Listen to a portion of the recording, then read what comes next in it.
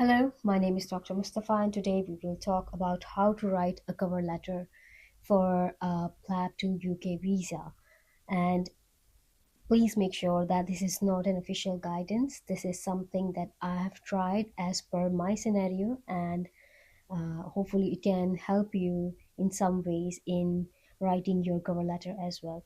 You can understand the structure that I used to write my cover letter, and then following that you can improvise your way of telling your story to them, like why you are applying for this visa and why you need to go to the UK to, and what sort of exam it is. So let's start.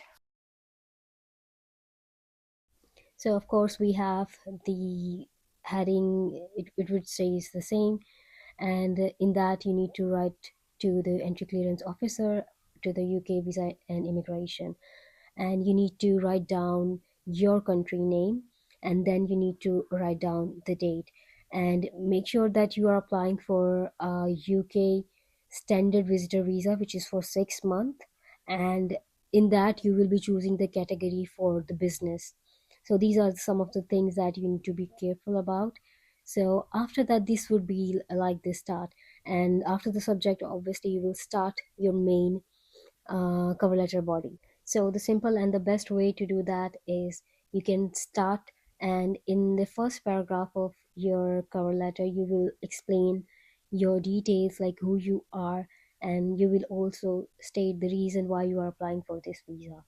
Okay, so like I have provided them the details so that they can trace back, like my passport number, my visa application number, GWF number, and the type of visa I'm applying to, and the reason why I'm applying for this exam. Like this is a PLAB 2 exam, and it is only conducted in Manchester, so definitely I need to travel to sit this exam, as this is not conducted anywhere else in the world. So that's the basic main reason that you have given them in your first paragraph. You need to write your cover letter as per your visa category. Maybe your category is different. So that's what I did for like the UK standard visitor visa application. So now moving on to the next paragraph. In that paragraph, I basically explained them about the PLAB exam, that this is a license exam that I need to practice medicine in UK. So I told them about when I passed my OET, and I also wrote down that I will attach the evidence in the documents, and I just wrote down in a small bracket so that they know that whatever I am talking about, there is an evidence for that. And I also give them detail about my PLAB 1 result. And after that, I wrote down that I have attached the booking confirmation for PLAB 2. I provided them my GMC number, and I have also provided them the details of the GMC, their email and their phone number as well, if they would like to verify my details with them.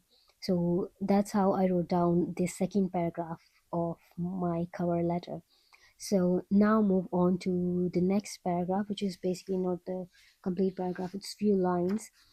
In that, I wrote down that I am a fully qualified doctor, and who is registered, whatever your registration body or medical governing body is, you can write down that.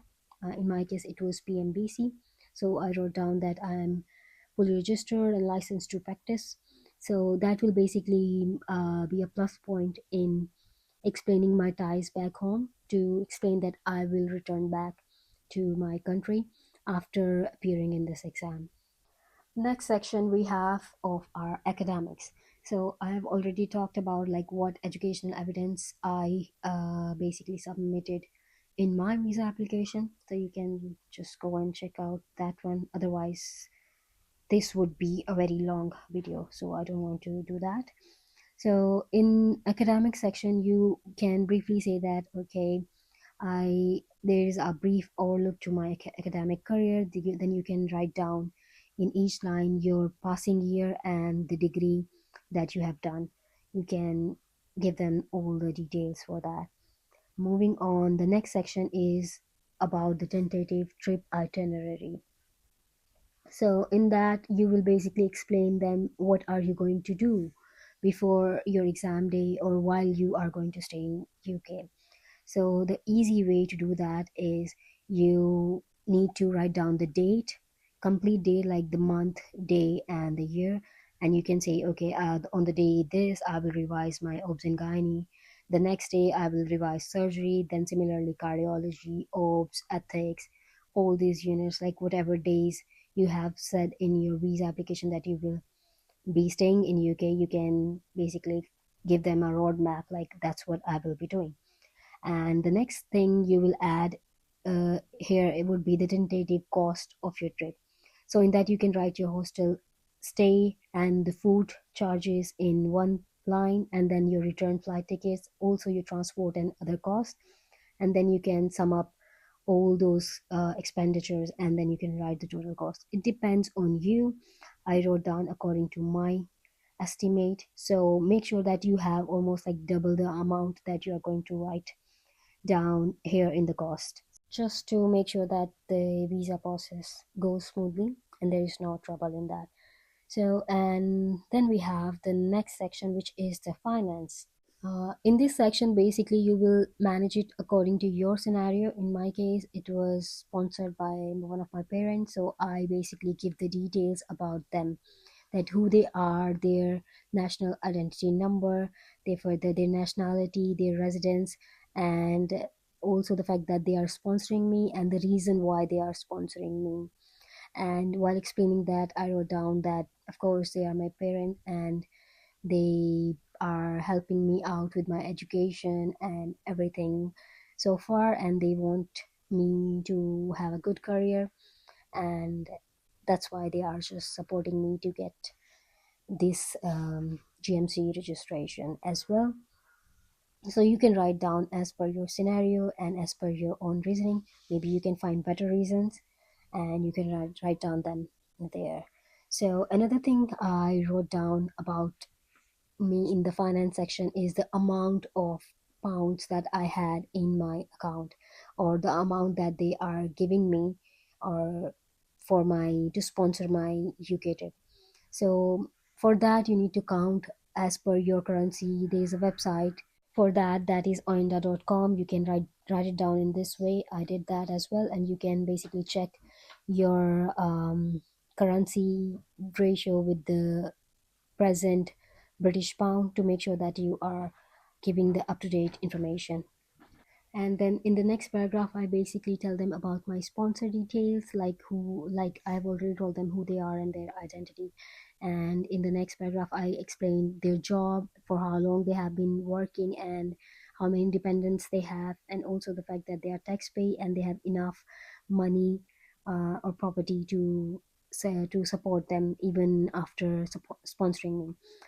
So after that, I gave the last paragraph to explain the ties back home, to tell them that I will come back to my home after I set this exam. So I told them that I live with whatever my living condition is, like who are the family members, and and they are the reason that I will come back.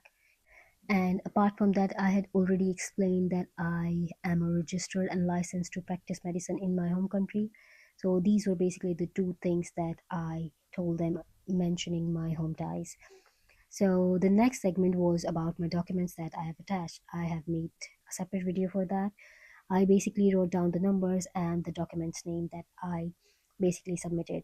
And that was basically the whole about the cover letter. And in the ending, of course, you need to give them your further details, that some of them you already provided in the cover body. But here I wrote down my passport number, GMC number, my CNIC, then my PMDC number, which is my medical council registration number in my country, and then my residential address, my contact number, and also to provide them details about my email address as well. So this is something that I did according to my situation and my scenario. So you don't need to copy paste it again. You need to take a gist from whatever I've done, and you can write it in your own words according to your own situation. So I hope it was helpful. And if there's anything confusing, then you can definitely ask me. And thank you for watching. That's all about the cover letter.